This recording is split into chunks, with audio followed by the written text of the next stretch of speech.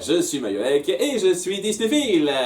Le cinéma est jonché d'occasions manquées. Des tas d'idées de films avec du potentiel, plus ou moins, mais qui, à cause de décisionnaires ou d'incidents, n'ont pas pu se concrétiser. Et du côté de chez Disney, ce n'est pas en reste. Après plus de 75 ans de production au cinéma, ils ont leur lot d'œuvres non finalisées et jetées aux oubliettes. Certaines qui ont tellement été remaniées de leur concept de base au point de perdre leurs intentions de départ, le cas du Royaume du Soleil étant assez édifiant. Il était même prévu un film crossover de franchise Disney où Basil enquêtait sur le kidnapping de Mickey. Malheureusement, c'était jugé trop complexe et on est parti sur l'idée des 3 mousquetaires qu'on a déjà taclés. Et d'autres complètement lâchés qui n'ont laissé au monde que des possibilités pour réfléchir.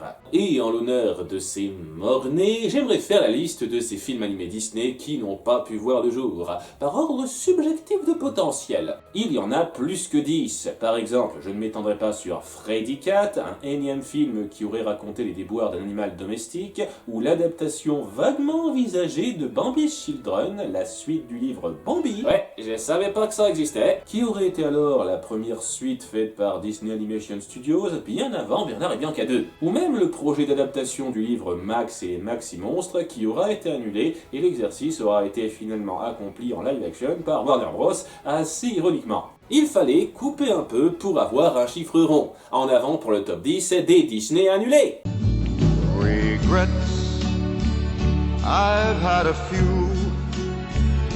Numéro 10, Newt. C'est exact, Disney comptait faire un spin-off de la franchise Alien centré sur la célèbre petite fille. Mais Ridley Scott a mis son veto et à la place on a eu Prometheus.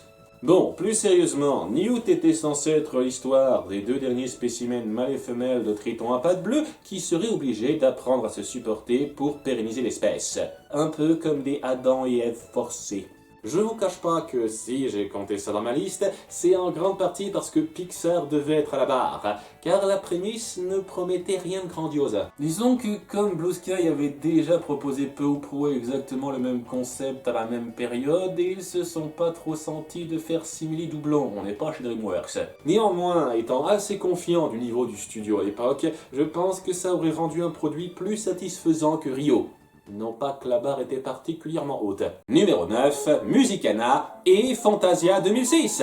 Oui, je les regroupe parce que c'est plus ou moins le même concept. Poursuivre la franchise Fantasia. Fantasia 2006 devait poursuivre Fantasia 2000 en créant des courts-métrages enroulés autour de leur musique. Certains ont d'ailleurs été créés comme une certaine petite fille aux allumettes, mais la concrétisation de cette suite dépendant en grande partie du succès de son prédécesseur, elle a été avortée. Et si c'était un format qui ne m'a jamais fait décoller, j'aurais toujours du respect pour les œuvres qui veulent sortir du lot habituel avec des ambitions. D'autant plus que ce n'était pas la seule tentative. Dans les années 70, le projet Musicana devait regrouper plusieurs courts-métrages animés célébrant les différentes cultures autour du globe à travers des musiques de circonstances. Autrement dit, c'était un peu censé être l'adaptation de l'attraction It's a Small World avant qu'elle existe. Je sais pas si c'est un plus ou un moins. Il y avait déjà beaucoup de concept art réalisés et la plupart des endroits étaient déjà choisis. La Finlande, le sud des États-Unis, l'Afrique. Oui, j'ai pas trouvé plus précis pour ce cas-là dans mes recherches. La Chine, le Maghreb. Je ne sais pas si ça se serait davantage rapproché de Fantasia ou de ses autres films, mais le manque de rentabilité de la formule par le passé, car oui, je rappelle que malgré son statut culte, Fantasia premier du nom a été déficitaire, a fait que ça en est resté au stade d'esquisse. Vu le nombre de blocages, c'est déjà un miracle que Fantasia ait eu une suite quand on y pense. Numéro 8, Le Cochon et le Prince. Point malus pour me rappeler de mauvais souvenirs. C'était un projet tiré, je vous le donne en mille, d'un livre. C'est incroyable. Et contrairement à ce que vous pourriez penser, il ne s'agit pas d'une romance entre royauté et personnes transformées en animal. Ce qui est, de façon assez dingue, presque un sous-genre quand on y pense. Ce n'est pas exactement la même sauce, car il s'agit d'un prince qui ne veut pas être séparé de son ami cochon, même si ce n'est pas convenable. J'ai pas beaucoup plus de détails que ça, le livre est difficilement sourcé sur le net, mais apparemment, à un moment donné, il devait se rendre sur la Lune. Au moins, c'est pas bateau. Le projet a été stoppé assez tôt, car je n'ai même pas trouvé le moindre storyboard, mais l'idée d'explorer l'amitié entre un jeune homme et son animal envers et contre la bonne étiquette de la société avait un capital mignon indéniable. Et entre de bonnes mains, ça aurait pu donner une œuvre sympathique. D'ailleurs, qui aurait dû réaliser ça? Ryan Johnson? Eh ben, ça aurait vraiment été du toucher-coulé. Numéro 7, Monstres et compagnie, Lost in Scaradise. Le film rejeté qui a un peu lancé cette liste, et ouais, c'était une voie de franchise assez évidente. Monstres au travail a davantage essayé de faire majoritairement du spin-off autour de nouveaux personnages. Très inintéressant, ce qui n'a pas aidé. Et je vais être honnête avec vous, même reprendre après l'image de fin n'était pas le plus prometteur. La saison 2 partira peut-être sur cette voie pour un élément secondaire, mais quand bien même, réfléchissez un peu, Sui retrouve Boo et puis... C'est sympa, ils continuent de s'amuser ensemble comme ce qu'on a vu. Les enjeux et le développement ont décanté, c'est pour ça que la note de fin du premier film était parfaite en tant que telle, et je ne sens pas exactement la grandeur de potentiel de reprendre l'histoire peu après ça. Et ce n'est pas exactement ce que voulait faire Lost in Scaradise. Ça devait se dérouler plusieurs années plus tard, où la famille de Boo aurait déménagé et notre duo partirait à la recherche de sa nouvelle maison. Il y a des thématiques prometteuses qui peuvent être exploitées dans ce contexte. Laisser partir l'autre, le temps qui passe et change les choses, la découverte plus poussée du monde humain, le principe de création des portes. J'avoue que depuis le début, j'aurais pas été contre qu'on précise plus en détail comment ça marche de base. Bref, pas mal d'idées stimulantes qui malheureusement n'auront jamais l'occasion de montrer leur valeur concrète. Mais si ça avait été fait, on n'aurait peut-être pas eu Monstre Academy, qui est une des meilleures préquelles jamais faites pour moi, donc c'est difficile de trancher.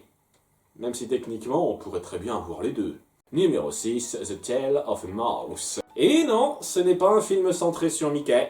Les inconditionnels du studio se souviendront peut-être du court-métrage des Silly Symphonies intitulé Cousin de campagne, qui a reçu un Oscar à son époque. Pour la qualité de son animation, je vois pas d'autres arguments convaincants en dehors de ça. Après, peut-être qu'en 1936, il n'y avait pas beaucoup de concurrents dans la catégorie. Dans la même période que pour Musicana, il a été envisagé de développer la même histoire de base sur un long-métrage animé entier. Et ça aurait beaucoup mieux rendu, je trouve. Pour ceux qui l'ignorent, il s'agit d'une souris de campagne qui rend visite à sa cousine de la ville et découvre la différence culturelle de classe. Approché en tant que simple cartoon, c'est... mignon sans plus, mais consacrer du temps à développer ça plus sérieusement, montrer un duo au milieu et tempérament différents, apprendre à se connaître, c'est une source d'humour et d'émotion qui a la capacité d'être efficace sur la durée. Pour aussi classique que c'est sur le principe, ça avait de quoi être réussi. Cependant, ne voulant pas faire trop doublon en histoire de souris avec les aventures de Bernard et Bianca sorties cette même décennie, le projet aura été abandonné. Même si ça les aura pas empêchés de sortir Basile détective privé 9 ans plus tard. Il faut croire que tous les rongeurs ne sont vraiment pas égaux. Numéro 5, My Peoples, ou A Few Good Ghosts. Là, pour moi, on commence vraiment à entrer dans les gâchis. Tiré d'une histoire courte pensée par Barry Cook, le co-réalisateur de Mulan, My People se devait raconter l'épopée de 3 enfants et leurs amis fantômes qui veulent jouer les courriers du cœur pour un couple d'Appalaches. Il y aurait eu une petite vibe Roméo et Juliette, car chacun ferait partie de 2 familles rivales qui ne se supportent pas. Il y a eu des réécritures en cours de route, un changement de titre, les petits entremetteurs devenant des figurines possédées par des morts, créées par un des 2 amoureux, dont une qui devait être le cadeau représentant son amour pour sa Juliette. On a un peu la version de Chucky qui serait un type bien. Le postulat a beaucoup de promesses, ne serait-ce que dans l'approche psychologique d'objets animés qui s'attachent à ceux qui ont permis qu'ils reprennent vie d'une autre façon, vaguement similaire à Toy Story, mais largement suffisamment détaché. Certes, le coup d'un amour impossible c'est classique mais souvent efficace, et surtout, punaise, regardez-moi ces artworks! Ça se sent que c'était un projet de cœur pour Barry Cook, qui a voulu à fond que ce projet se réalise, quitte à passer par des réécritures et concessions. Mais le temps passant dans l'attente de validation et la désuétude commerciale de la 2D s'installant, ça n'a pas pu se concrétiser et c'est franchement dommage. Les amis de l'au-delà n'ont pas su donner le coup de pouce suffisant. Numéro 4, Wildlife. Vous vous souvenez du premier film Disney Animation Studios en images de synthèse? Pas fameux, hein? Eh bien, croyez-le ou non, ce n'était pas la première idée. Au départ, pour surfer sur la vague d'animation populaire lancée par Pixar, le studio initial de Disney voulait nous faire suivre Magda, la propriétaire fashionista du club de nuit Wildlife, en lien avec les tendances en ville. Ça devait être une critique de la mode et du monde de la nuit, représentant le melting pot à travers la cohabitation entre humains et diverses races anthropomorphes, dans un ton bien plus mature devant initier le nouvel âge après la fin de la Renaissance des années 90. Et bordel de merde, quand on voit ce qu'on aurait pu avoir à la place, ça donne encore plus de mal à apprécier ce qu'on a eu. C'était censé être plus osé que l'accoutumée, prendre plus de risques et apporter une nouvelle vision, ce que tout grand studio se doit de tenter de temps en temps. On aurait presque dû avoir une sorte de Shrek avant l'heure, et tristement, ce n'était pas jugé assez safe pour les décisionnaires. En dépit des ambitions et des animateurs de talent qui ont déjà fait leurs preuves chez Disney rattachés au projet, le vice-président de la compagnie a mis son veto par peur de trop choquer le public. Cette pusillanimité a envoyé cette œuvre audacieuse aux oubliettes. Et je ne peux m'empêcher de me demander ce qu'aurait été le futur de la firme si ce film était sorti en 2000 et avait connu du succès. Numéro 3, King of the Elves. Et non, ce n'est pas un film centré sur Thranduil. Désolé, j'ai honnêtement peu à développer sur le scénario, les informations trouvées sont assez courtes. Dans une guerre entre les elfes et les trolls, un homme va devenir contre son gré roi des elfes et prendre part au conflit. Et c'est tout ce qu'on sait. Simple et direct. Et des fois, c'est tout ce qu'il faut. Ce concept, somme toute assez basique, a le potentiel d'être étendu en une épopée grandiose, qui n'est pas totalement sans me rappeler le Seigneur des Anneaux, justement. Bon, version Disney un peu plus bon enfant, j'imagine. Et peut-être que ce serait parti sur la thématique évidente de la compréhension des peuples, la paix des cultures, bla bla bla. Mais en même temps, je pense que ça aurait pas été pire que ce qu'on nous a fait dans un studio tiers. Ce que je sais, c'est que cette prémisse, aussi simple soit-elle, avait toutes les clés en main pour proposer une expérience épique. Et quand on voit les concept art des personnages, ça sent le beau bijou visuel. Imaginez-en moi des centaines comme ça dans une scène de combat à grande échelle et dites-moi que ça aurait pas eu de gueule. Ce coup-ci, malheureusement, le film a été reporté pour cause de santé du réalisateur de départ, Robert Walker, et le suivant, Chris Williams, a fini par décliner car il aura préféré faire le film Les Nouveaux Héros, qui était tout aussi basique dans son approche, mais comme c'est également le réalisateur de Volt, on va dire que les super-héros c'est un peu son dada, façon de parler. À cause de ça, un univers très prometteur a été mis au placard et il y a peu de chances qu'il en ressorte. Numéro 2, toutes les suites Disney Toon. Oui, je triche. Mais c'était impossible de ne pas en parler et je voulais pas faire une vidéo juste consacrée à ça. Suite à la décrépitude populaire du studio, ils ont fini par mettre la clé sous la porte, laissant un tas de projets inachevés en cours de route, ainsi que sur la fin. Je maintiens que Disney Toon n'a pas apporté que du mauvais, et je le pense sincèrement quand je dis que c'est une grosse perte de ne pas avoir eu ces films. D'une part, parce que certains de ces projets étaient prometteurs et auraient pu donner de l'extension sympathique au matériau de base, et d'autre part, bordel de merde, c'était du pain béni pour mes critiques. C'était tellement facile de cracher et de me moquer de la plupart de ces films, c'est presque toujours marrant le résultat, et vous m'avez privé de plus de ça. Ça fait chier. Sur quelle ambulance prolifique je vais pouvoir tirer, moi, maintenant? Non. Elle ne suis pas adaptée à ce ratio plaisir-douleur. Enfin bon, il y a eu pas mal d'idées de suite animées dans cette optique. Pas de quoi faire un top 10, non. De quoi faire un top 20? Je déconne pas, en cherchant, je suis tombé sur 20 de ces projets décommandés, ça troue le cul! Et histoire de se marrer, on va tous les lister. En guise de ce top 10, je vous présente le top 20 des suites Disney Toon annulées, par ordre de potentiel personnel.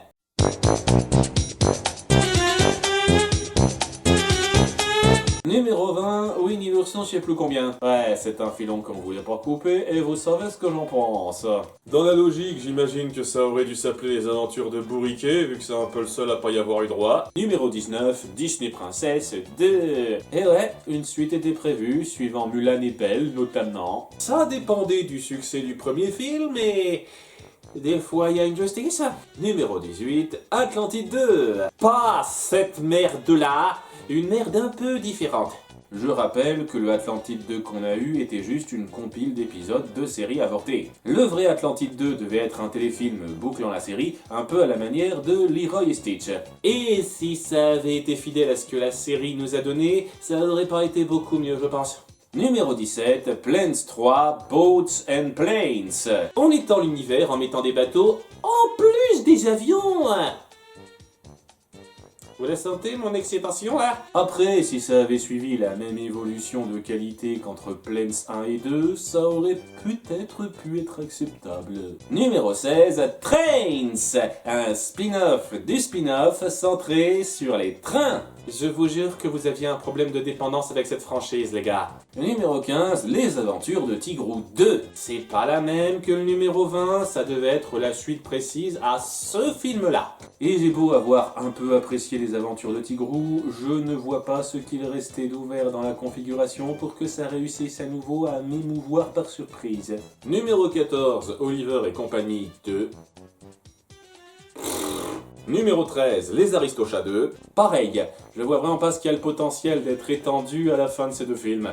Désolé. Numéro 12, Le Livre de la Jungle 3. Ouais, c'est très enthousiasmant quand on voit ce que vous avez fait dans le 2. De ce que j'ai lu, il aurait été question de sauver Balou et Shere Khan, qui seraient capturés dans un cirque. Tu sens venir le message à des kilomètres, et la série Tarzan a déjà parfaitement traité ça en un épisode de 20 minutes. Numéro 11, Dumbo 2. En parlant de cirque, justement, ça aurait raconté l'histoire de Dumbo et certains de ses amis animaux qui auraient perdu leur cirque et se retrouveraient en ville. Mode Beb le cochon. C'est pas dégueu comme idée, mais vu que je m'en tape toujours autant de Dumbo en tant que personnage, je suis pas sûr que ça aurait marché pour moi. Numéro 10, Aladdin 4. Je sais pas trop quoi en penser. D'un côté, la franchise étendue Aladdin est peut-être la seule à avoir gardé une certaine qualité acceptable constante pour moi, mais de l'autre, plus ou moins tout se concluait à la fin du 3e film. Je vois pas ce que vous pourriez rajouter d'autre sans faire forcer. Après, Toy Story 4 était pas trop mal dans l'absolu, donc on sait jamais. Numéro 9, Mulan 3. Je suis pas contre l'idée dans l'absolu. Suivre Mulan qui accomplit des missions héroïques pour son pays, c'est pas affreux en soi. C'est dommage que la première suite ait fait un job un peu merdique à ça, c'est tout. Numéro 8, Clochette 7. On sait jamais, peut-être que ça aurait été une vraie conclusion à la saga. Numéro 7, Blanche-Neige 2. Faudrait voir. Sortir de cette fin de conte de fées en donnant plus de profondeur aux princes et ce que signifie leur relation, c'est pas forcément dégueu. Même si ce serait surtout une excuse pour accentuer davantage l'humour sur les nains, mais même là, ça aurait pu mettre un peu au goût du jour cette dynamique cartoonesque qui a un peu vieilli à mon goût. Je sais que ça peut paraître un sacrilège pour certains, mais pour moi, c'était pas nécessairement une mauvaise idée. Numéro 6, Pinocchio 2. Un petit peu pareil. En toute sincérité, si c'est une version améliorée de l'Empereur de la Nuit, je cracherai pas dessus. Numéro 5, Bienvenue chez les Robinson 2. Il y a quelques angles possibles à aborder. Comme par exemple, comment notre héros va mettre en place sa vie qu'il connaît déjà dans le futur. S'il y a moyen de s'amuser encore plus avec cette famille déjantée, j'aurais été partant. Numéro 4, Chicken Little 2. C'est clair et net que ça promettait pas un chef-d'œuvre, mais pour retrouver la même ambiance délirante du premier film, j'aurais regardé ça sans problème. Et c'est un cas exceptionnel où la suite Disney Toon aurait peut-être mieux réussi son animation. Numéro 3, Bernard et Bianca 3. Un peu de la triche car il me semble que c'était envisagé plutôt par Disney Animation Studios, mais ça aurait pu être envisagé par Disney Toon. C'est une saga qui se prête bien au multifilm et j'aurais pas été contre voir ça. En particulier si vous faites un crossover avec Basile détective privé. Ça m'aurait intéressé. Numéro 2, La planète au trésor 2. Pas juste parce que c'est mon film préféré.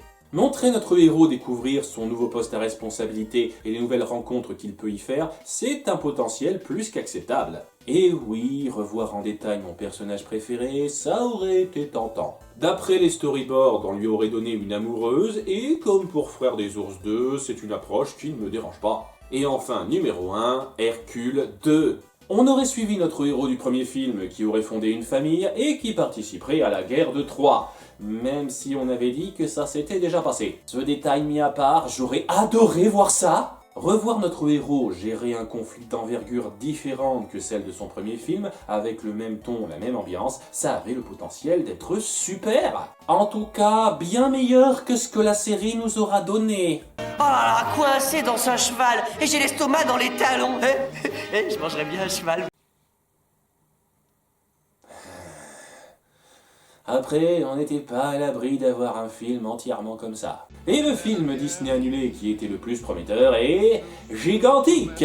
C'était le plus évident et franchement quel gâchis. Gigantique devait être une revisite de Jacques et le haricot magique où le héros titulaire rencontrerait une géante de 11 ans qui l'aiderait dans sa quête de protéger les siens. Comme d'autres adaptations relativement récentes, ça aurait pris le conte de départ pour faire évoluer son conflit de base très direct en une rencontre spéciale avec un sous-message sur l'inconnu qui peut faire peur et comment s'ouvrir ou non à lui. Simple mais honnête. Et bon sang, ça avait tout pour être un futur grand classique. Rien que ce simple poster, regardez-moi ça. Est-ce que ça vous balance pas direct l'émerveillement Disney en pleine gueule? On devait avoir le réalisateur de Réponse ainsi que le compositeur de La Reine des Neiges au projet. Et ça pouvait sérieusement devenir culte au même titre que ces deux films. L'histoire de Jacques et le haricot magique a un aspect grandiose et épique évident. Et Disney s'y est malheureusement juste essayé en mode cartoon avec Mickey, Donald et Dingo. Alors que c'est un récit qui mérite tellement plus poussé.